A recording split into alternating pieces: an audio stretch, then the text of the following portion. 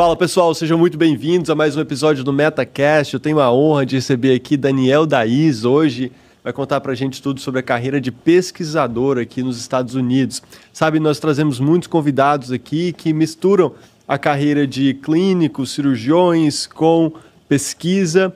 E o Daniel é pesquisador, vai ensinar tudo pra gente hoje sobre pesquisa, sobre carreira aqui nos Estados Unidos, sobre a medicina e a indústria, sobre biotecnologia, sobre aprovar patentes e dispositivos no FDA e tudo mais. Temos muito a aprender aqui com Daniel Daiz. Hoje, Daniel, que honra receber você. Muito obrigado por participar do MetaCast. Eu que agradeço, obrigado pelo convite, fico honrado. Já escutei muito falar do MetaCast e fico muito feliz aqui de trocar uma ideia. Maravilha, eu vou pedir o Daniel para começar a contar a história dele aqui já. Antes disso, pessoal, um disclaimer, um aviso, o MetaCast, o Meta Analysis Academy, esse bate-papo aqui não tem filiação com as instituições onde nós trabalhamos, opiniões são exclusivamente nossas e não representam necessariamente a opinião dos nossos empregadores. No MetaCast eu conto carreiras de sucesso, pessoas que se destacaram ali na fase de treinamento, na fase de carreira que cada um estão.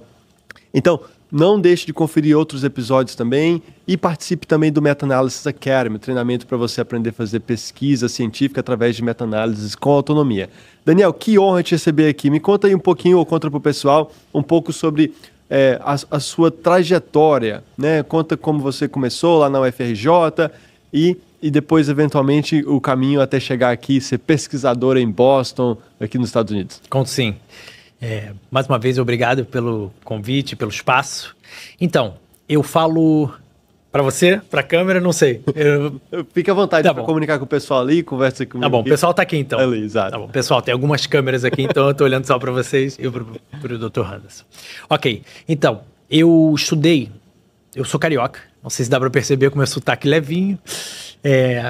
Eu estudei engenharia eletrônica e de computação, lá no UFRJ. Só que o meu desejo na minha vida nunca foi estudar engenharia eletrônica e de computação. O meu desejo era fazer medicina.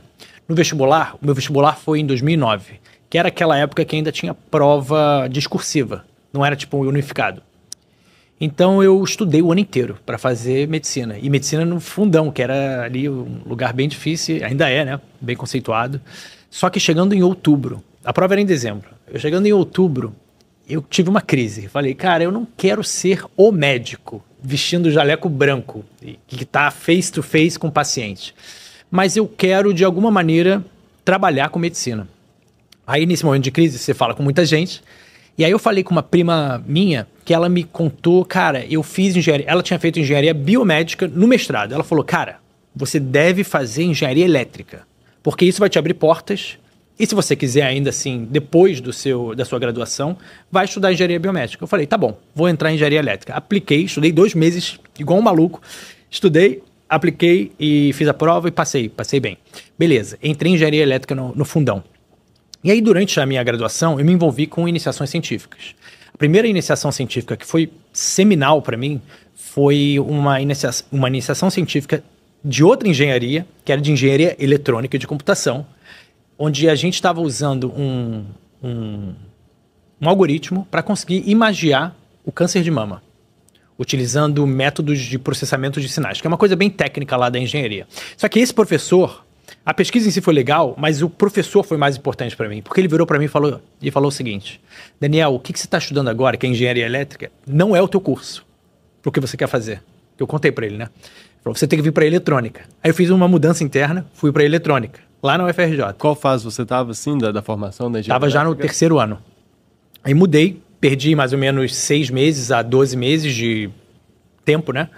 Mas mudei e aí fiz essa iniciação científica e fiz outra também, desenvolvendo um equipamento para fazer exames de audição em neonatais. Porque eles não falam, né? Você não sabe se está funcionando ou não o sistema auditivo.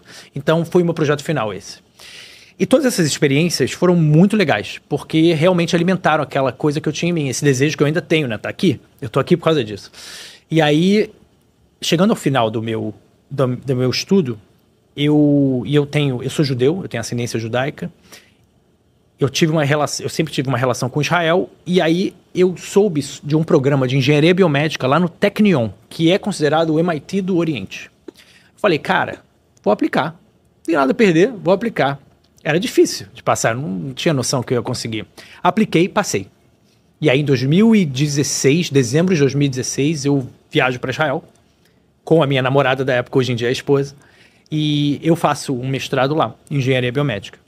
E o meu mestrado foi muito focado na área de imagens médicas e principalmente para monitorar o cérebro não invasivamente, utilizando ultrassom.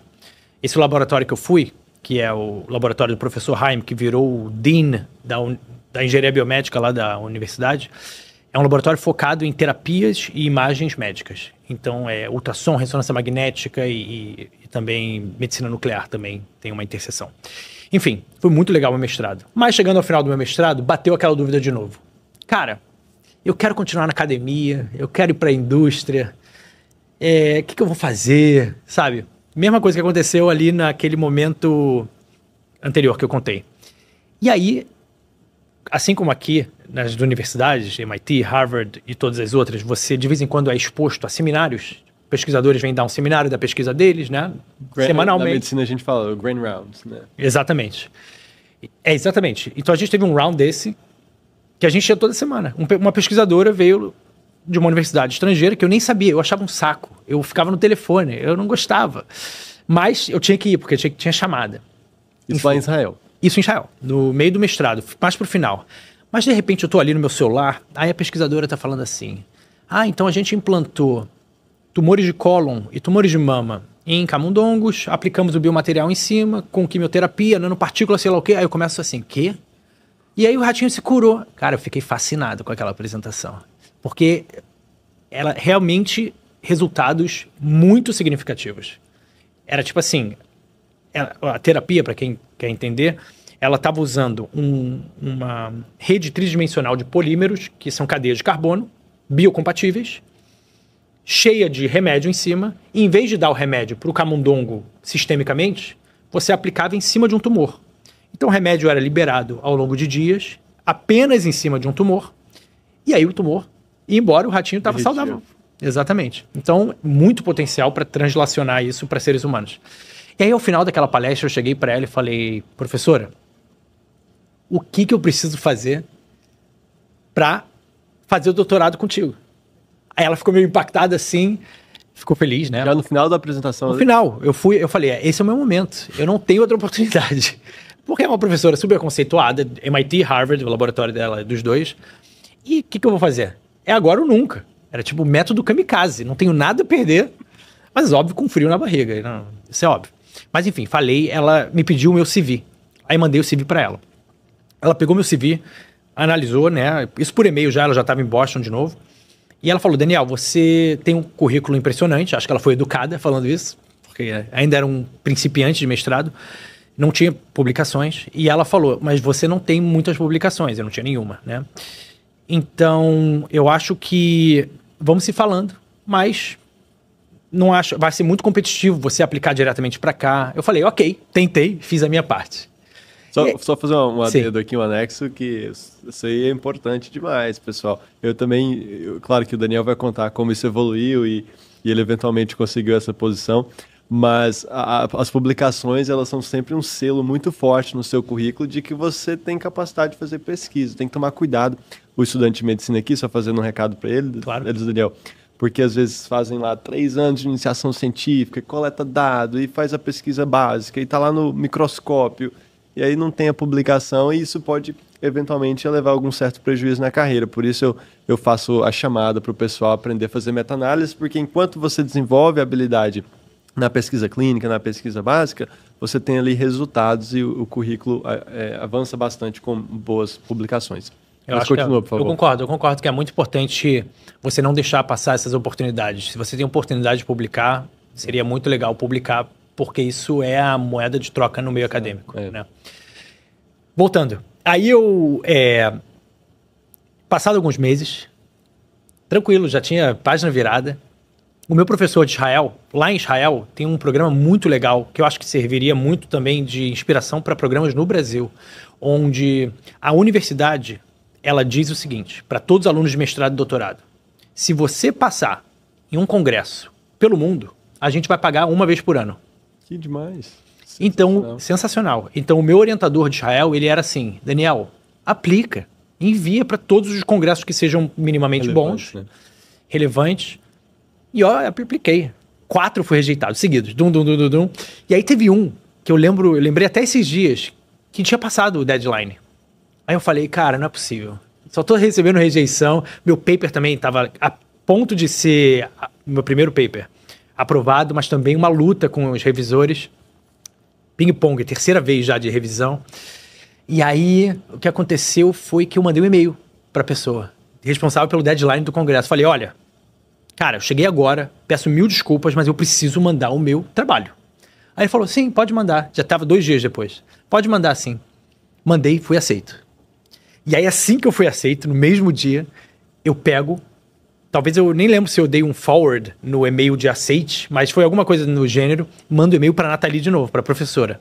Falo, professora, passei para apresentar num congresso na Virgínia. Eu estava em Israel, é internacional, é uma coisa assim, para encher minha bola, né? Para mim foi o mundo, assim. E aí ela falou, aí eu perguntei, posso visitar o seu laboratório? Que demais. Aí ela vira para mim e fala, claro, você quer apresentar aqui um seminário? Aí eu falo, é óbvio. Tipo assim, claro, vou ficar muito feliz. Aí ela fala, tá bom, então tal dia, essa hora, vamos fazer? Falei, vamos. Eu aperto Enter. Nervosismo. É tipo assim, caraca, eu sou uma pessoa principiante no mestrado, que tá em outra área. Como eu falei, minha área era mais técnica, né? E ela era muito de biomateriais, câncer, oncologia, biologia. Falei, dane-se, vambora. E aí, chegando no dia, eu me preparei demais. Eu li todos os artigos que ela publicou. Tentei entender o máximo, apesar que era quase que grego, porque era outra área. Mas iluminei, criei ideia, porque eu fui para conquistar. A minha ideia com esse encontro com ela era o seguinte. Eu queria fazer um doutorado onde ela seria minha co-orientadora em Boston e o meu orientador já do mestrado seria meu co-orientador em Israel. Então eu fui preparadão. Fui lá, apresentei, um dos dias mais tensos da minha vida, porque eu me sentia muito, assim, principiante comparado para aquilo que a gente sempre ouviu, Harvard, MIT. Aqui em Boston, então. Aqui em Boston. Vim para a Virgínia. Exatamente. E eu pulo aqui em Boston. Exatamente. Apresentei, foi muito bom. Não foi nem um pouco bicho de 7 cabeças que a gente fantasia, né? Porque acontece muito isso, a gente olhar Harvard, MIT com essas instituições que são muito difíceis e etc., mas no dia a dia, aqui no corpo a corpo, são pessoas, né? Igual a gente no Brasil, assim, dentro da universidade, você tá com pessoas que fazem piada, falam coisas erradas. Então, assim, foi uma coisa muito, assim, onde quebrou um pouco essa fantasia toda. E aí eu vou com ela pra sala dela e eu falo... Aí eu tiro, assim, um pacotão, todos os artigos dela, iluminados. E eu falo, olha só, isso aqui eu achei super interessante e aqui estão... Aí eu pego, assim, um PowerPoint que eu tinha impresso. Essa aqui são 5 ideias que eu trouxe pra gente fazer no doutorado. Ela ficou feliz, ela falou, bora. Foi ali que ela topou. Ela já aceitou ali na hora? Ela topou ali na hora, vamos fazer o doutorado. E a ideia do meu doutorado, a gente pode falar daqui a pouco mais sobre ela, mais extensamente, mas era desenvolver métodos de combinação terapêutica entre biomateriais, nanotecnologia e métodos como ultrassom focalizado, né, Focus Ultrasound, que é uma tecnologia que está aí explodindo na área médica hoje em dia para tratamentos neurológicos, e a gente pode tocar nesse assunto já já, para conseguir tratar e monitorar a resposta de tumores sólidos, e específico o glioblastoma no cérebro e o melanoma na pele. E aí foi isso. Eu fiz mais 2 anos em Israel, de preparações, etc., e mais 3 anos aqui, como aluno de doutorado. Eu finalizei e defendi minha tese virtualmente, porque foi um pouco depois do Covid, etc., foi 2022, e era mais fácil. Apesar de, nesse momento específico, foi até cômico, eu estava em Israel, só que foi virtual, porque era mais fácil. E aí foi isso. E chegando no final do meu doutorado, eu era... Teoricamente, eu deveria voltar para Israel, né? Acabou. Beleza, foi legal, mas acabou. E aí, a minha orientadora daqui, ela me chama um dia na sala dela, ela fala, Daniel, você não vai voltar para Israel, não. Ela é israelense, mas ela virou para mim e falou, você não vai voltar para Israel, não. Aí eu falei, tá.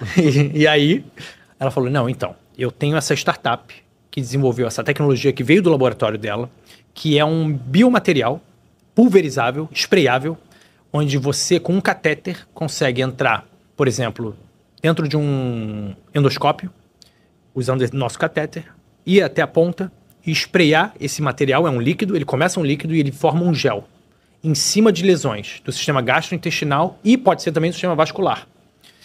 Com potencial também de incorporar fármacos, para fazer, como eu falei lá, os ratinhos dela, a entrega de fármacos localizadamente, por exemplo, em cima de um tumor cerebral e etc. E desde então, resumindo bastante para a gente falar de outras coisas também que você achar relevante, eu venho trabalhando como cientista líder dessa startup. Que demais, que sensacional. Tem muitas perguntas a fazer sobre esse processo aí, mas algo que eu quero destacar e que eu vejo em histórias repetidas de pessoas que sentam aí nessa cadeira é como a união do preparo com essa iniciativa. Ela transforma carreiras, assim. Você realmente está lá no Rio de Janeiro, viu a oportunidade em Israel e foi lá e aplicou. E aí estava lá no Grand Rounds, lá, a professora visitante, viu a oportunidade, pediu a oportunidade. De novo, depois veio para Virgínia e foi lá e apresentou o seminário. E quando veio muito preparado. Então, essa união do preparo com a iniciativa de buscar a oportunidade, ela transforma carreiras e para cada pessoa é de um jeito diferente. A gente nunca sabe quando vai aparecer essas oportunidades que viram o jogo na nossa carreira, né? Tem que estar preparado e disposto a pular no trem da oportunidade quando ele aparecer. Concordo. Muito bom. Eu quero já ir direto para o próximo tópico aqui, porque eu queria que você compartilhasse com o pessoal como que é isso que a pesquisadora desenvolve uma tecnologia e aí depois monta uma startup para comercializar, eu imagino, esse produto. Primeiro falando do ponto de vista de quem é dono da tecnologia. É ela, os seus pesquisadores, os seus co-pesquisadores, a faculdade, é Harvard, é o MIT? Quem é dono da tecnologia? Como que eles dividem isso? Essa é uma muito boa pergunta, porque muita gente não sabe. E eu não sabia também. Como é que funciona? Se tratando de uma pesquisa acadêmica. Então, o professor tem um grupo de pesquisa e cada aluno de mestrado, doutorado tem lá o seu projeto. Então, vamos pegar um caso mais específico. Então, a professora tem um projeto junto com um aluno de doutorado. Esse projeto ele é trabalhado ao longo de anos e, eventualmente, aquele projeto vai virar um artigo. Essa é a ideia, né, de alto impacto. Principalmente, isso é uma coisa boa de frisar, eu acho que aqui, pelo fato também de ter muito investimento, se torna mais reachable, né? É alcançável a ideia quase que normal de tentar sempre algo de muito impacto, um artigo de muito impacto. Então é bem comum a primeira escolha ser sempre ali Nature, Science, alguma coisa assim. Que é assim, quase nunca entra, mas é normal tentar. E às vezes entra. Minha professora tem diversos Natures. Inclusive tem a minha coworker, que daqui a pouco eu falo do projeto dela, o objetivo é que a gente publique na Nature Biomedical Engineering. Mas enfim, então vamos dizer que esse projeto vira um artigo. Só que isso não é suficiente na hora de empreender uma tecnologia que nasceu no laboratório. Por quê? Porque infelizmente ou felizmente, quando você está tentando comercializar, você tem que proteger a sua invenção de alguma maneira. O artigo científico ele é muito importante para validar você e o seu projeto. Olha, a gente passou por uma revisão muito criteriosa de revisores da Nature e eles aprovaram. Então a pesquisa tem validade. Agora, não é apenas isso. Você também precisa proteger aquela propriedade intelectual. E como é que você faz isso? Escrevendo uma patente. Em geral, quando você escreve a patente, a escrita de uma patente ela tem que ser muito criteriosa e esperta. Por quê? Porque a patente, no final das contas, tem gente que é até contra isso, mas eu não vou entrar nesse mérito. É assim que o jogo se dá. As patentes, elas estão ali para cobrir a invenção e cobrir opções derivadas daquela invenção. Então, a maneira como se escreve uma patente pode ditar como que vai ser a tecnologia, o uso futuro, e se algum competidor viu uma brecha na patente, criou algo que não está coberto na patente. Então, tem esse jogo. Mas vamos dizer que a gente passou desse estágio. Criamos a patente. Esse é o ponto inicial onde você pode começar a pensar em criar uma startup. E essa patente, em geral, até onde eu estou informado, quando você faz ela dentro da universidade, ela pertence integralmente à universidade. Os inventores, não. Então eu tenho uma patente, eu tenho 2 patentes. E eu não tenho ownership de nenhuma delas. Mas eu estou ali como inventor. Agora, o que acontece? Vamos dizer assim, que foi até o caso da nossa empresa. A nossa startup nasceu de patentes escritas pelo MIT, dentro do MIT, mas por nós, né, pela nossa equipe, dentro do MIT, no laboratório. A empresa foi fundada, e aí tem todos os processos de fundar uma empresa, né, que você precisa conseguir um time, conseguir investimento, tem todos esses percalços. Mas uma vez, exatamente, uma vez um plano, uma vez que você já tem uma empresa, que a empresa faz R&D, né, Research and Development, você começa a trabalhar nas próprias patentes, que foi o nosso caso. Ou seja, a empresa começou a trabalhar nas próprias patentes. Os próprios pesquisadores, como eu e mais um, dentro da empresa, os nossos experimentos que a gente fazia foram suficientes para a gente gerar uma nova patente. E aí aquela patente inicial, ela expira. E uma vez que ela expira, a gente já tem uma patente que pertence 100% à Biodevec. Porque enquanto você vive atrelado a uma patente de uma universidade, sendo que você está fora da universidade, não é uma situação ideal, porque você vai ter que ficar pagando para a universidade a licença daquela patente. Então é mais ou menos assim que se dá. Entendi. Então essa primeira patente, que foi a patente mãe ali, que permitiu a própria criação da empresa, primeiro que ela tem data de validade. Isso, toda patente tem data de validade. Mas eu tinha a impressão que essas datas eram muito longas, não necessariamente então. Eu acho que eu posso estar falando besteira, mas se eu não me engano, dependendo do tipo de patente, porque para fármaco eu acho que são 20 anos. Certo. Mas o tipo de patente para essa que eu estou falando, eu acho que são 5 ou 10 anos. E aí, então, a empresa vai desenvolver novas tecnologias que podem ou não ser relacionadas, ou melhor, vão ser relacionadas em graus diferentes à patente original, mas aí vão se firmando novas patentes, aí ela vira uma empresa meio que... Exatamente. Ela vai se dissociando da universidade. Exatamente. Que foi onde nasceu. Só que a nossa empresa ela tem muita ainda relação com a universidade, né? Porque a gente faz R&D forte. O paper que a gente acabou de publicar no início desse ano foi um paper super renomado, assim, num artigo da nossa área muito bom, de alto impacto, aquele que eu te falei, né? Tem um fator de impacto 30, que assim, foi o maior da minha vida, assim. Menciona a revista aí, por favor, pro pessoal. É Advanced Materials. Na área de biotecnologia, na área de muito boa. Biomateriais. Biomateriais. E aí, foi publicada junto com os professores que cofundaram a startup, que é a professora Nathalie e o professor Elazar, né? Que é um dos inventores do stent. Estava no time que inventou o Drug Eluting Stents. Que demais. Sensacional. Muito bom. E aí você está nessa empresa aí há 2 anos, desde que terminou o doutorado. Isso. Você mencionou que a doutora Nathalie, ele te chamou para a sala dela, falou, você não vai para Israel, você vai ficar aqui com a gente nessa empresa. Imagino que deve ter ficado animado para caramba trabalhar nesse projeto. Como tem sido esses 2 anos trabalhando nessa startup? Cara, está sendo muito bom em vários sentidos, mas um dos sentidos que eu consigo pensar aqui imediatos é na experiência que está me dando. Porque eu estou participando do processo desde desenvolvimento técnico, da tecnologia, que envolve N experimentos, tudo que você pode imaginar. Hoje eu rodei Boston tentando achar cigarro. Aí você vai me perguntar, pô, você fuma cigarro? Não, não fumo cigarro. Mas a gente busca, por exemplo, aquele tubinho de plástico, não de papel, de plástico, que envolve os cigarros, para a gente usar como molde para os nossos géis e fazer testes, né? Testes de biocompatibilidade com células, etc. Não achei, fiquei 1h30 buscando, andei a cidade toda. Mas enfim, eu gosto disso. Eu gosto todo dia um animal diferente para matar, assim. É uma coisa muito difícil de navegar, mas é o que eu gosto. Pesquisa é isso. Um dia você tem que escrever uma proposta de pesquisa, que inclusive eu tenho essa experiência, que é, por exemplo, o fato dessa startup ser muito inicial, no sentido de que sou eu, o CEO, e eu tenho 2 estagiários, e os 2 cofundadores que são os professores, permitem que eu e o CEO, a gente tenha experiências de gente muito sênior. Então, vou dar um exemplo. A gente acabou de escrever, no final do ano passado, a gente escreveu o similar a uma R01, né? Para quem não sabe, o que é a R01? A R01 é uma proposta de pesquisa que laboratórios dos Estados Unidos escrevem para as entidades governamentais americanas, tipo o NIH, ou a NSF, National Science Foundation, ou a National Institute of Health. E são, tipo assim, pode variar de $200 mil a $2 milhões. E a gente aplicou uma na área de startups de biotecnologia.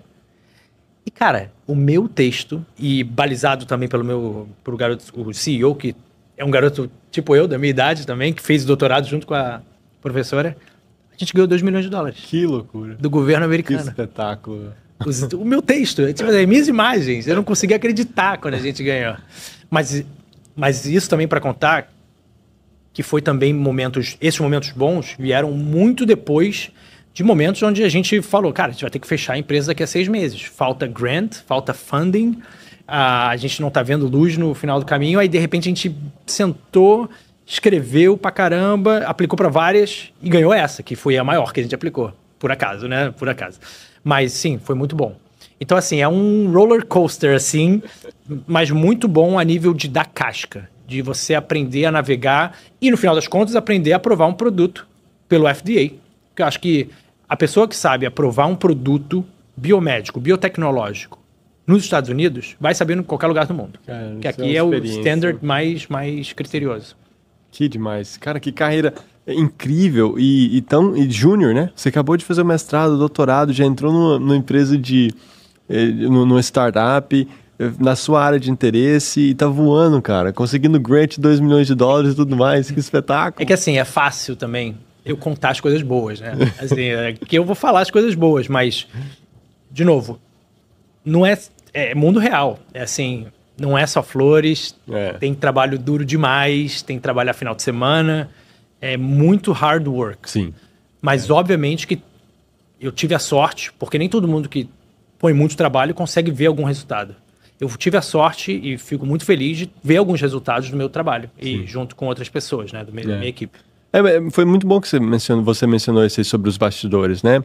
Claro que as pessoas têm uma noção que para alcançar a carreira que você tem aqui, isso exigiu muito trabalho pesado, mas é importante a gente mencionar isso aí e dar também um pouco de detalhes. Então, vamos lá, desde a faculdade, foram 5 anos de doutorado, quantos anos de mestrado? 2. 2 de mestrado e já 2 aí. Então você está há 9 anos assim, trabalhando dia e noite, final de semana, eu tenho certeza, uma rotina bem pesada para alcançar o patamar. Exatamente, foi mais de uma década estudando, praticamente, e que eu acredito que médicos também têm um caminho parecido, e não é à toa, né? A gente, tanto quem está ali na linha de frente, tratando o paciente, quanto quem está desenvolvendo coisas que vocês vão usar no futuro, a gente precisa ter muita responsabilidade e muito saber, né? Tem que estudar muito para conseguir fazer esse tipo de coisa. Vamos falar também um pouquinho sobre as habilidades, que você falou que toda hora aprendendo uma coisa nova, desde conseguir o funding, conseguir o dinheiro para pesquisa, até o próprio desenvolvimento da tecnologia e tudo mais, fazer os estudos, escrever o paper. Quais as habilidades fundamentais para o tipo de carreira que você segue hoje? Assim, escrita, comunicação, o que você julga importante? Sei que são várias, mas as principais. Sim, muito boa pergunta. Eu acho que a pesquisa é para quem quer fazer pesquisa. Eu não acho que existe uma seleção do tipo, só pessoas de tal forma, ou só pessoas que gostam disso podem fazer pesquisa. Se você tem o desejo de fazer pesquisa, você está apto a fazer pesquisa. Dado que você quer fazer pesquisa, e você, obviamente, como eu falei, estar apto, você vai ter que desenvolver algumas habilidades. Isso, na minha opinião. Algumas habilidades terão que ser desenvolvidas. Uma habilidade que eu acho que toca muito também, é algo compartilhado aqui entre nós, é a habilidade do método científico, que é um saber que se aprende. Você tem que aprender, errar, e vai melhorando, a tal ponto de aprender como é que se faz uma pesquisa, né? Até eu estava ontem na conferência da Brasa, e eu chamei alguns alunos no palco. A Brasa, para quem não sabe, é a organização de brasileiros estudantes na América do Norte, que é uma organização super legal, e eles fizeram uma conferência ontem, um summit em Colômbia. E eu estava lá, me chamaram lá para falar sobre comunicação científica. Eu chamei alguns estudantes de mestrado e doutorado por palco. E o que eu pedi para eles foi o seguinte: vocês têm 1 minuto para falar sua pesquisa. Mas só 1 minuto. E aí foi lá, 4. Cada uma deu lá o seu pitch. Não foi horrível, não foi ruim, mas não foi excelente, e nem muito bom. Foram ok. E aí, o que a gente fez? nessa dinâmica? A gente trabalhou princípios, por exemplo, na hora de apresentar. Então, por exemplo, existe um princípio que eu acho que sempre vai dar certo. Isso pode ser útil para o seu público e para o meu também. Claro. Existe um princípio que ele é simples e eu acho que sempre vai dar certo. Sempre que você quiser aprender ou ensinar alguma coisa dentro do meio acadêmico, você começa com um problema ou com um gap. Você passa para a pergunta da sua pesquisa. Você elabora a tua hipótese. Você fala a sua abordagem, os seus resultados e a conclusão. Então, vou dar um exemplo do meu doutorado. Vai lá. O glioblastoma, pacientes de glioblastoma sobrevivem apenas 16 meses depois do diagnóstico. E uma das razões disso é a presença da barreira hematoencefálica, que previne a entrada de fármacos. Essa aí é o problema, é o gap. Aí depois do problema é a pergunta. O ultrassom pode ser utilizado para abrir a barreira hematoencefálica localizadamente. A minha pesquisa investigou a utilização desse método com nanopartículas para entender se isso é capaz de aumentar o acúmulo de nanopartículas dentro do tumor e se isso pode ativar o sistema imune. Aí, foi o segundo tópico. Aí o terceiro tópico, a abordagem. E para isso, é a hipótese. A gente hipotetizou que essa combinação pode ativar o sistema imune e aumentar e prolongar a sobrevida dos animais. Aí é a minha abordagem. E para isso eu utilizei métodos de ultrassom focalizado, né, em inglês Focused Ultrasound, para quem quiser dar um Google, que é muito legal, eu sou fã dessa tecnologia, e nanopartículas em tumores implantados ortotopicamente, ou seja, no cérebro de camundongos. Nossos resultados demonstraram isso, demonstraram que eu estou acelerando um pouco. Nossos resultados demonstraram isso, e a nossa pesquisa, finalizando conclusão, oferece uma oportunidade para pacientes, uma potencial oportunidade para o tratamento de pacientes no futuro. Você viu que eu fiz aí uma estruturazinha? E fica legal de escutar, porque parece uma história. Parece que eu estou contando uma história. Esse é o problema, aí isso foi o que eu pensei, aí isso foi o que eu hipotetizei. Então, assim, a gente fez isso, né, essa dinâmica. E aí chamei elas de novo no palco. E, cara, impressionante. 200% melhor. 300% melhor. Todo mundo da plateia falou, caraca, aplaudiram. Porque realmente fica muito mais legal quando você estabelece, né, um common ground com seu público, desde o início. Isso também, na minha opinião, funciona muito bem para a escrita, né, na escrita acadêmica. Quando você está numa introdução, você quer estabelecer alguma coisa que a pessoa sabe. Pode ser que você está estudando lá citoquina da citoquina, que tem a ver com diabetes e não sei o quê, mas você vai começar falando, a diabetes é um problema mundial de saúde pública, entendeu? Alguma coisa de common ground. Eu ensino para os alunos no Meta Analysis Academy, quando for escrever a introdução, um paradigma semelhante ao que você acabou de apresentar é sempre começar pelo que se sabe sobre o assunto, o que não se sabe ou o que é controverso, que seria o problema que você apresentou aí, e aí o que nós vamos fazer a respeito. É o que a gente sabe, o que a gente não sabe, o que é controverso, e por fim, na introdução, o que nós vamos fazer para solucionar esse problema que eu acabei de apresentar aqui. E é muito parecido, né, a estrutura. E você mencionou sobre a importância da comunicação, de ciência, e você tem uma página também, onde você ensina isso no Instagram, nas redes sociais. Conta um pouco sobre o seu trabalho lá de educação, sobre essa parte de comunicação, de ciência, e também um pouco sobre como nasceu essa iniciativa aí, que é uma história bacana também. Claro. Então, vou começar pela segunda pergunta. Como é que nasceu isso? Então, pessoal, acreditem em mim. Eu era uma pessoa relativamente tímida até abril deste ano. Ou seja, eu sempre fui um comunicador, assim, dentro do meio acadêmico. Apresentação, pôster em congresso, escrita, né? Artigo científico, patente, e etc. Dar aulas, etc. Fui TA também, né? Eu fui Teaching Assistant em Israel, em hebraico. Uau! Isso também me desenvolveu muito. Porque eu acho, né, que eu desenvolvi muita coisa que não era verbal. Porque quando você não domina uma língua, o seu corpo também ensina coisas, né? Então, mexer e a entonação, para você falar menos palavras possíveis, porque você não tem tanto vocabulário assim. Enfim, isso me ajudou um pouco na comunicação. Mas, voltando. Em abril desse ano, teve a Brasil Conference, que é uma conferência que acontece anualmente aqui em Boston. A conferência se divide em Harvard e no MIT. E é uma conferência muito legal, porque vem gente de todo o Brasil de todas as áreas do Brasil, tanto físicas quanto também de estudo, assim, de política. Menciona alguns nomes aí do pessoal que estiveram aqui. Eu sei de Flávio Augusto, sei que Érico Rocha estiveram aqui, quem mais estava lá? Então, esse ano, por exemplo, a gente teve o Diego, jogador de futebol, teve a Ivete Sangalo, teve o Luciano Huck veio o pessoal também da CIMED, que é a farmacêutica. Então, assim, é uma gama assim, de pessoas. E aí o que acontece? A startup que eu trabalho, ela, até semana retrasada, a gente estava incubado no laboratório de biotecnologia de Harvard, que é tipo uma incubadora de biotechs para startups que nasceram no ecossistema de Harvard, que era o nosso caso. Então a gente estava lá por 2 anos. E aí eu recebo uma ligação de um amigo meu e falando assim, Dani, eu tô com o pessoal da CIMED aqui. CIMED é a farmacêutica. E eles querem conhecer uns laboratórios de Harvard. Você topa mostrar para eles? Eu falei, óbvio. Sou caçador de oportunidades. Óbvio, vem. Eles vieram. Foi demais. Né? Eu não conheci eles pessoalmente, só pelas redes sociais, né, que eles estão bastante presentes. E foi muito legal, assim, a interação. Eu mostrei, eu fiz uma demonstração do material.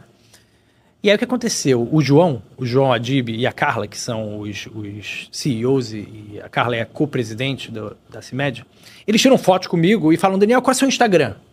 Eu falo, cara, é Daniel Daiz, mas ele é fechado. Meu Instagram é fechado.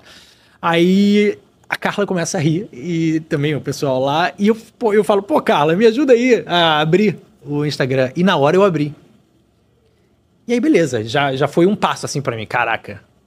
Tem que aproveitar essa oportunidade. Eles estão publicando e vou aproveitar. E aí, também em off, conversando com eles, eu senti que o que eu fazia tinha muito valor a nível inspiracional para mostrar que brasileiros também podem chegar nessa posição. E eu senti isso deles. Isso foi muito legal. Mas a história não acaba aí. A gente está andando, depois desse tour, a gente está andando na escola de business de Harvard, e eu conversando com eles, e não é que a gente barra no Luciano Huck. Ao acaso ali? Ao acaso. E ele estava gravando lá uma matéria. Era perto, né, da Brasil Conference. Então ele veio para a Brasil Conference e estava lá. E aí o João e a Carla falam, caraca, Luciano, eles se conhecem, né, são amigos. Luciano, você tem que ir lá com o Daniel. Ele está desenvolvendo um equipamento super legal que pode ajudar paciente. Aí o Luciano perguntou se poderia vir comigo fazer um tour. Eu falei, claro, óbvio. E aí eu vim com o Luciano. Fiz um tour de novo com ele e foi muito legal.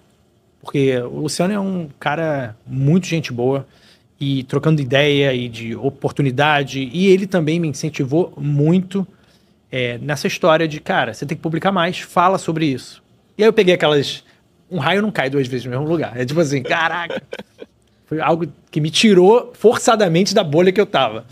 E aí eu falei, cara, sabe de uma coisa? Eu vou tentar. Eu vou falar mais do meu dia a dia, eu vou falar mais do que faz um pesquisador, de pesquisas. Então, no meu canal, eu publico muito de artigos relacionados à medicina, né? É minha paixão e é a minha área de atuação hoje em dia, medicina e engenharia, bioengenharia, né?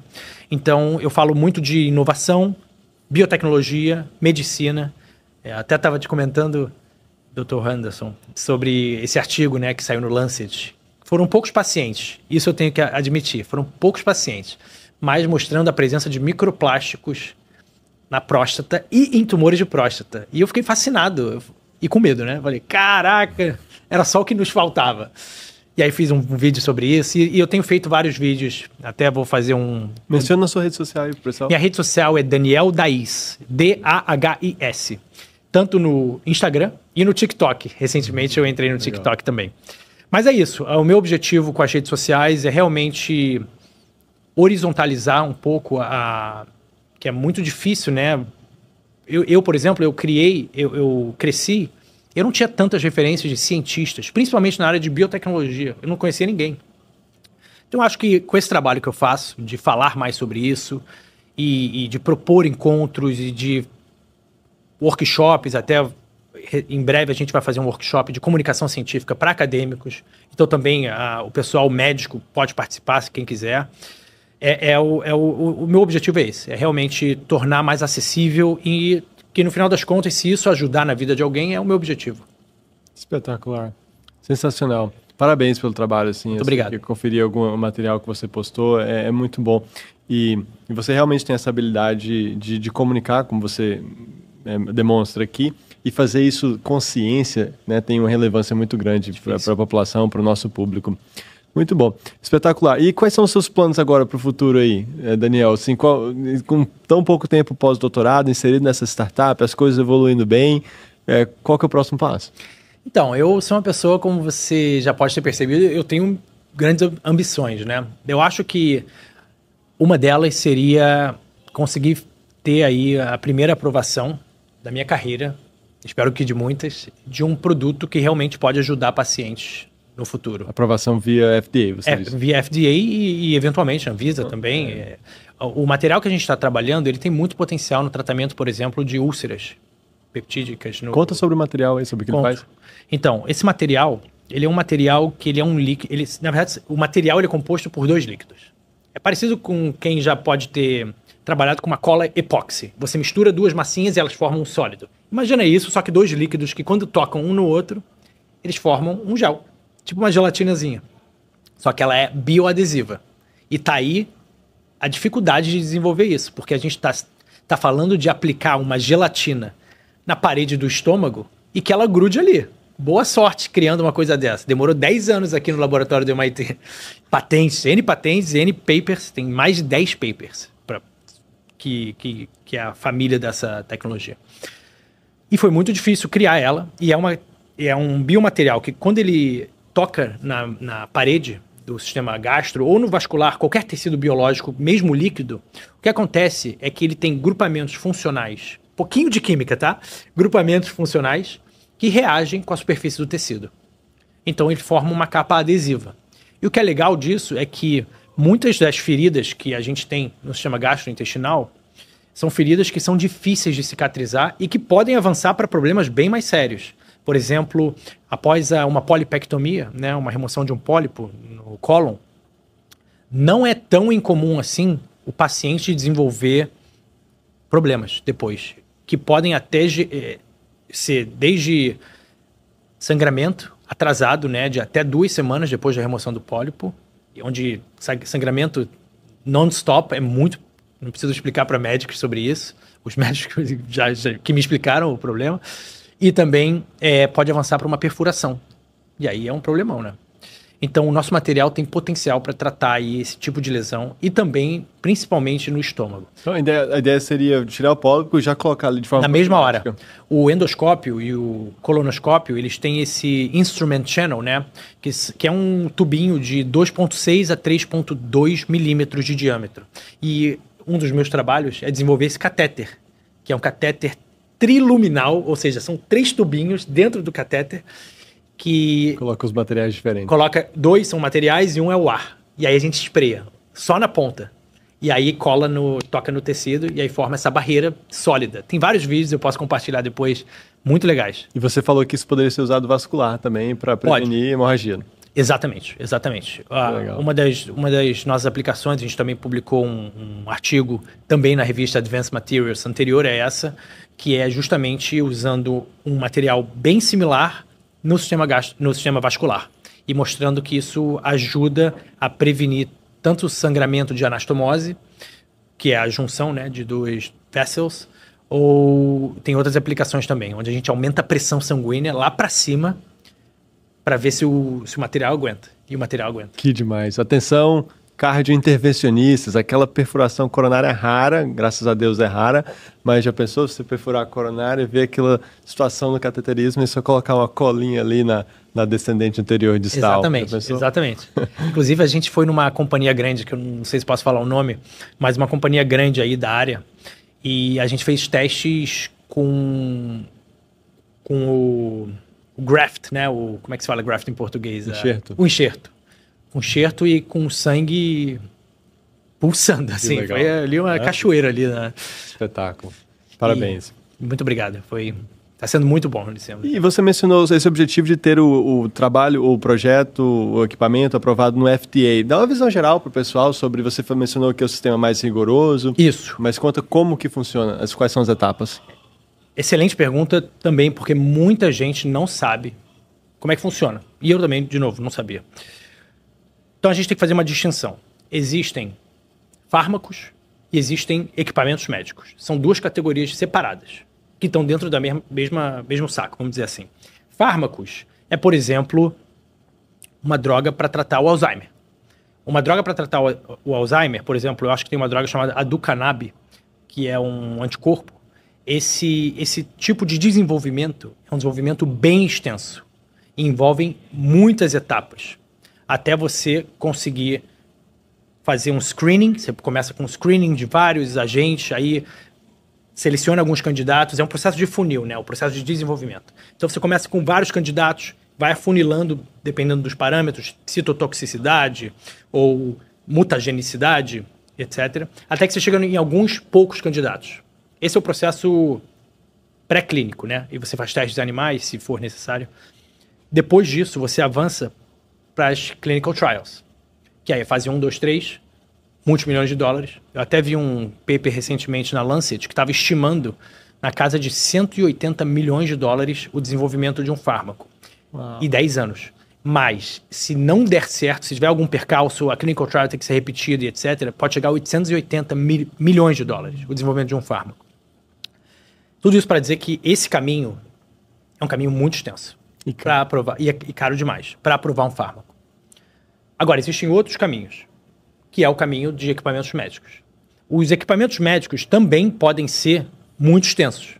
Você tem caminhos dentro da categoria equipamentos médicos, onde você não tem um equipamento médico de referência. E quando eu digo equipamento médico, as pessoas pensam em equipamento mesmo. O meu hidrogel é um equipamento médico. Não é considerado um fármaco. A gente não incorpora fármacos dentro dele propositalmente. Estrategicamente, a gente escolheu usar ele como um tampão primeiro. E, eventualmente, quando isso está aprovado, a gente pode amend a application para conseguir, eventualmente, tratar um tumor gastrointestinal e etc. Mas, enfim. Então, os equipamentos médicos, eles têm também várias categorias. Uma delas é um caminho que a gente está seguindo, que é o 510K, 510K. Como é que ele funciona? Eu digo para o FDA, olha, o nosso equipamento é novo, porém ele é muito similar a esse cara aqui.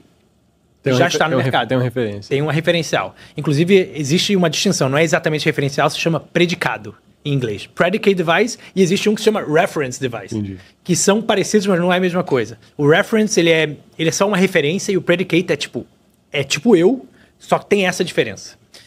E o 510K, se você vai por esse caminho, o caminho de 510K te permite acelerar muito o desenvolvimento.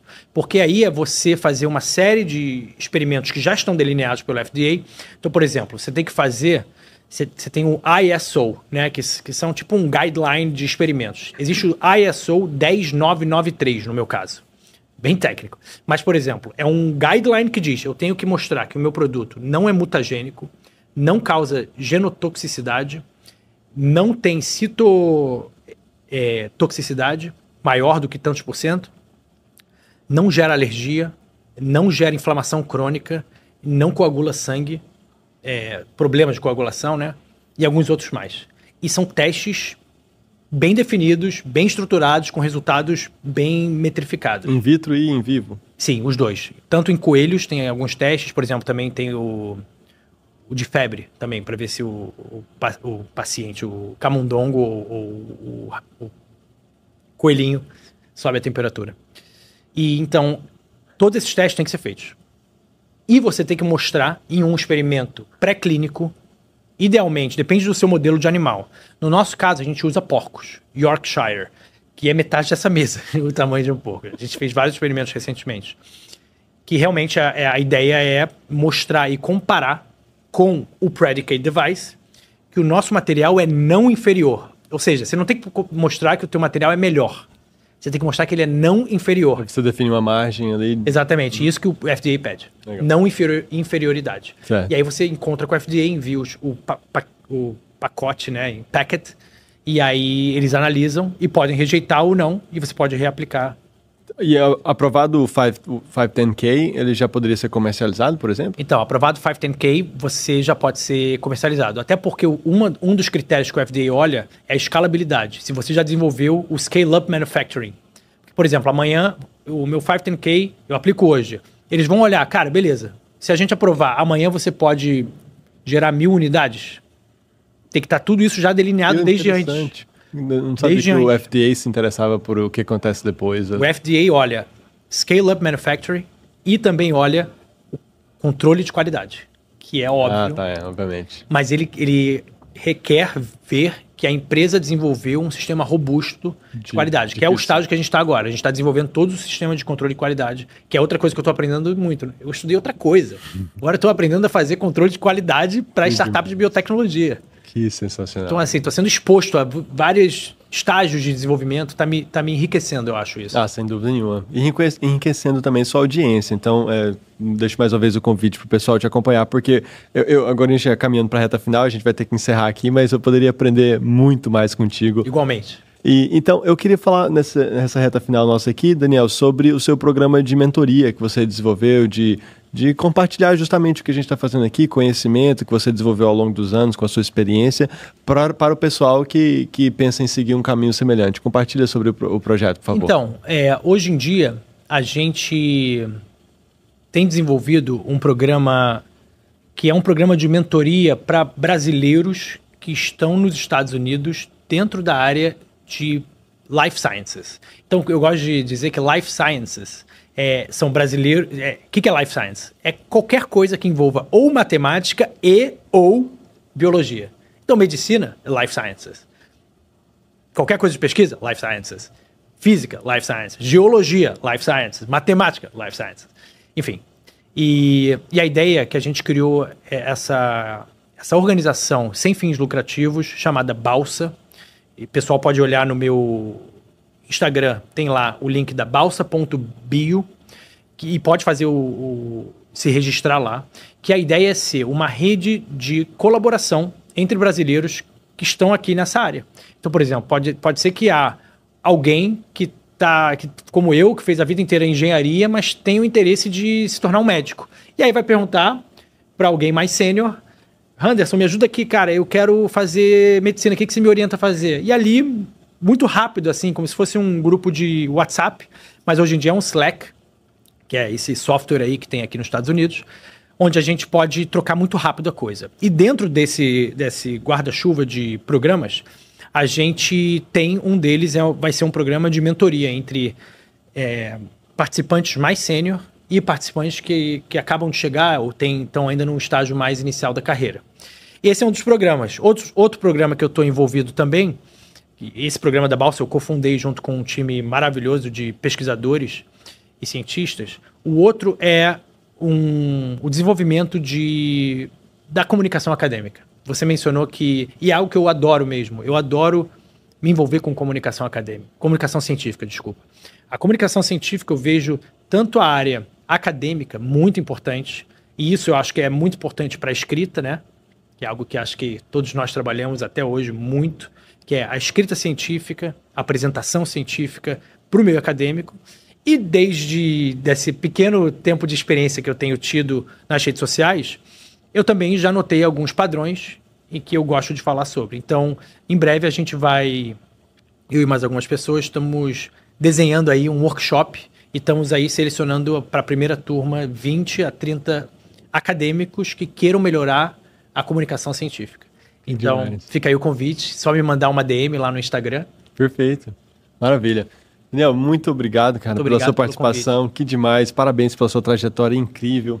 Muito obrigado. É justamente esse o meu sonho com esse projeto aqui, com o MetaCast, é compartilhar essas histórias assim incríveis de pessoas como você, que saiu lá do Rio de Janeiro, ia fazer medicina e depois decidiu seguir por esse caminho da tecnologia, de materiais, mestrado em Israel, doutorado, e agora aqui fazendo esse trabalho espetacular na startup, desenvolvendo tecnologia que pode ajudar pacientes e ter um impacto muito grande na vida das pessoas. Parabéns, viu? Muito obrigado, eu fico honrado aí pelo convite mais uma vez e posso dizer a mesma coisa de você, aprecio muito o seu trabalho também. Muito obrigado. Normalmente eu termino esse episódio aqui com o convite para você dar um recado de como aprender tudo aquilo que você tem para ensinar, mas fica a dica aí, já falamos, sigam o Daniel, pessoal, nas redes sociais, tem um programa de mentoria que ele mencionou, tem o workshop que, eventualmente, se você tiver interesse, pode seguir lá também. Certeza. Mas, de toda maneira, um recado final aí para as pessoas que se inspiram na sua história aí, Daniel, e querem seguir nos seus footsteps aí, nos seus passos.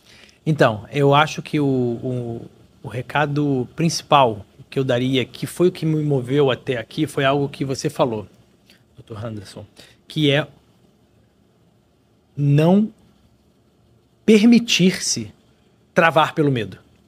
Na hora H, vai lá e fala, vai lá e diz, Vai lá e pede. vai lá e pede. Não tenha medo do que o outro vai pensar tanto.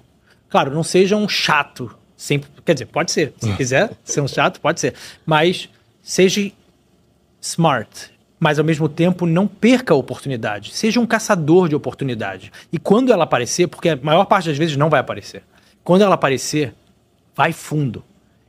O não você já tem. Então eu acho que foi essa uma atitude que eu tive, fico muito feliz, né, de ter tido essas atitudes nesses momentos chaves que eu contei aqui, porque eu acho que isso foi o que me moveu literalmente, fisicamente para fora, para estudar Israel. Depois eu vim para cá. Então vai atrás dos seus desejos. Se é seu desejo, vai lá e fala. Tenta fazer. E o não você já tem. Seria essa aí a mensagem. Maravilha, perfeito. Eu lembro de um episódio recente que o André Dávila, que é chefe da eletrofisiologia lá no Beth Israel, falou que se você fosse sentir 100% preparado para tomar a próxima oportunidade da sua carreira, você nunca vai tomar a próxima oportunidade na sua carreira. Exatamente. Tem que ir um pouco com essa insegurança e estar pronto para novos desafios aí. Com certeza. Muito bom. A gente, contando aqui, parece uma coisa linear. Aí fui fazer aquilo, aí fiz aquilo. Cara, é um nó absurdo. Não sei o que vai ser de amanhã. De inseguranças, decisões difíceis, vou ou não vou, tudo isso faz parte do jogo. Insegurança, mas vai com medo mesmo. É isso, é a mensagem que eu passo. Maravilha. Pessoal, esse foi o MetaCast, mais um episódio aí do podcast do Meta Analysis Academy, compartilhando carreiras de sucesso, como do Daniel. Confira os outros episódios, tem episódios em inglês também, com convidados internacionais, uma boa oportunidade para você praticar o inglês também. Eu lembrei de uma última pergunta, só um comentário aqui rapidinho, claro. Daniel, sobre o seu green card. É comum para médicos, isso também que o Daniel vai compartilhar, você aplicar para o green card com essa autoridade acadêmica. E me fala aí alguns dos componentes que foram importantes para essa sua aplicação com sucesso do green card. Excelente pergunta. Então, eu acabei de receber o green card, que todo mundo sabe, é um parto aqui nos Estados Unidos e muita grana, mas graças a muito trabalho e graças a Deus eu consegui o meu green card. E eu apliquei, o meu green card foi o seguinte, eu apliquei o EB2NIW, que é para pesquisadores de habilidades extraordinárias. É um self-petition, você mesmo pode fazer a sua aplicação. Exatamente. E eu fiz a minha aplicação junto com um advogado, e são alguns critérios, né, que envolvem citação acadêmica, envolvem publicação, envolvem se eu já julguei o trabalho de outros. Menção na mídia, leiga também. Menção na mídia também. Carta de recomendação de outras pessoas. Carta de recomendação. Então, no meu caso, por exemplo, foi um pouco fora do comum. Acho que cada caso é um caso, mas no meu caso foi completamente fora do comum, porque eu apliquei para o EB2NW, aí eu apliquei com 5 cartas de recomendação, com professores americanos. Inclusive, essa tem uma historinha rapidinha, muito boa. Eu fui, em 2018, quando eu vim aqui visitar a professora, eu passei em Nova York. E eu tenho um amigo que eu conheci naquela conferência, um amigo que estava no laboratório lá em Colômbia. E, cara, eu estava em Nova York, eu falei para ele, Hermes, meu amigo, posso visitar teu laboratório? Até porque eu estava em Israel, trabalhando com uma coisa parecida, e eu queria ver como é que se fazia no cutting edge. Em Nova York. Em Nova York, na Colômbia. Ele me levou lá. E ele falou, cara, deixa eu te apresentar aqui para a professora. Que a professora é Elisa Conofago. Ela é top 3 no mundo na área de ultrassom. Eu falei com ela 20 segundos, mas eu falei o seguinte, a primeira fala que eu falei para ela, eu tô muito honrado de finalmente te conhecer. Ela ficou muito feliz, eu vi pelo rosto dela. Ela ficou vermelha assim, sorrindo. Beleza, 20 segundos, acabou, fui para casa. Agora, pro Green Card, eu mandei um e-mail para ela. Eu falei, porque pro pessoal que não sabe, os meus advogados orientaram a eu conseguir cartas de recomendações de americanos, professores e instituições americanas, ou também em empresas de sucesso. Normalmente pessoas que nunca trabalharam com você antes. Assim, nunca trabalharam. Não podem ser mentores seus que te recomendariam.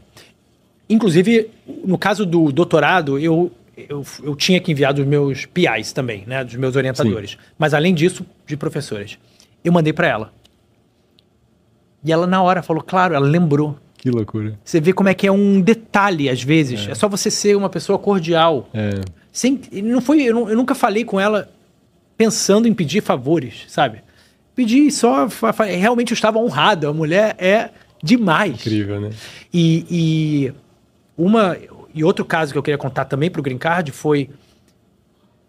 Eu fui lá nos meus artigos que foram citados e pedi para uma pessoa que citou, professora do Mississippi, legal. se ela poderia escrever uma carta de recomendação. Genial. Isso é uma dica muito legal. Genial, eu nunca tinha pensado nisso, não. Eu fiz. A pessoa me respondeu um pouco com, cara, que isso, que pedido é esse? Aí eu falei, olha, tô aberto, posso mandar carta de recomendação dos meus orientadores, e eu acho que também me ajuda o fato de eu ter enviado desde Harvard, ela viu meu @ lá, que isso ajuda. No final ela topou. E eu ganhei o EB2NW. Porém, não termina a minha história do Green Card aí. Por quê? Porque o EB2NW está parado. Até agora não, voltou a andar. Mas durante 12 meses não andou. Para quem não sabe, o EB2NW, uma vez que você aplica e ganha, você fica esperando numa fila por data de quando você aplicou o EB2NW para poder aplicar a segunda parte do Green Card. Eu não estava me movendo. A segunda parte é o Adjustment of Status, não é isso? O I-485. Isso que é quando você realmente vai receber o Green Card. Então você tem o pedido aprovado, mas tem que entrar nessa fila. Exatamente. Até o que depende de quando você mandou a aplicação inicialmente. Exatamente. E aí o que eu falei? Cara, o que eu vou fazer? Esse EB2NW, rapidinho, ele é o caminho mais comum que médicos estrangeiros aplicam para residência permanente, para o Green Card nos Estados Unidos. Exatamente. Aí eu falei, cara, o que eu vou fazer? O casamento do meu irmão é em dezembro. Agora eu estou viajando para o Brasil em dezembro para o casamento do meu irmão. Eu tinha, que viajar. Aí eu perguntei para 4 empresas de advocacia, inclusive o que fez o meu EB2NW, se eu poderia aplicar para o EB1. O EB1, para quem não sabe, está um nível acima do EB2NW. É mais para gente mais sênior, com muita publicação, nível de professor, basicamente. Eu perguntei para 4 empresas, 3 falaram que estava precoce. E um advogado falou, cara, bora, eu acho que dá. Eu fui com ele. Apliquei e passei. E aí, desde o momento que eu apliquei, passei, porque foi com Premium Processing. E o 485, 2 meses eu tinha o Green Card. Uau, muito mais rápido, né? Muito mais rápido. No meu caso, né? Tem gente que demora muito. Mas foi em 2 meses eu tive o Green Card. Na prática, né? Só uma visão geral, assim, esse é um patamar acima, eu sei que é mais difícil de ser aprovado, mas os documentos em si foram muito diferentes? Então, é um pouquinho diferente, quase nada diferente, mas, por exemplo, eu adicionei mais 4 cartas de recomendação. De novo, de professores que eu só tinha mencionado, estive numa conferência junto com ele e falei, e ele conhece a minha orientadora daqui. Aí eu falei... Mandou e-mail, verificou que você era o The Real Deal. Exatamente. Isso eu mandei 9 cartas de recomendação para o EB1. É muito importante a mídia, porque o EB1, eles não olham... Eles dizem que eles olham, na minha opinião, cada critério. Mas eu, sinceramente, acho que eles olham a big picture da pessoa. É, a combinação de fatores. A combinação. Então, eles viram que eu tenho, por exemplo... O meu artigo do doutorado saiu no Wyss Institute de Harvard, como um report, né, falando sobre o meu artigo de doutorado. E o artigo que a gente publicou dentro da companhia, da empresa, da Biodevec, que eu não falei o nome dela até agora. Bio é bio, Devec em hebraico é cola. Então, biocola, né? Biodevec. Esse artigo saiu do MIT Press agora. Então, assim, essas coisas me ajudaram demais, eu acho. E a grant de $2 milhões, que é do governo americano. Tipo assim, do ponto de vista de autoridade, nada melhor. Ajuda, né? muito. E também na medicina, pessoal, as citações são muito importantes também, seguramente para o Daniel também, mas na medicina ter as publicações, a relevância, você mencionou o impacto dessas publicações. Então tem essa recente Impact Factor de 30, mas você já tem publicações que são muito de impacto na sua área, correto? Isso. Então isso é muito relevante. É um dos motivos pelos quais a meta-análise, por exemplo, na medicina tem muito valor para você que pensa eventualmente. Eu tenho uma colega, a Jussara, que é aluna do Meta Academy, que usou as publicações, por exemplo, de meta-análise para fazer a aplicação dela para o Green Card e deu certo também. Legal. Maravilha. Muito obrigado por compartilhar toda essa experiência, Daniel. Eu agradeço. É uma honra receber você aqui. Pessoal, não esqueçam de conferir os demais episódios. Entre na lista de espera do Meta-Análise Academy também.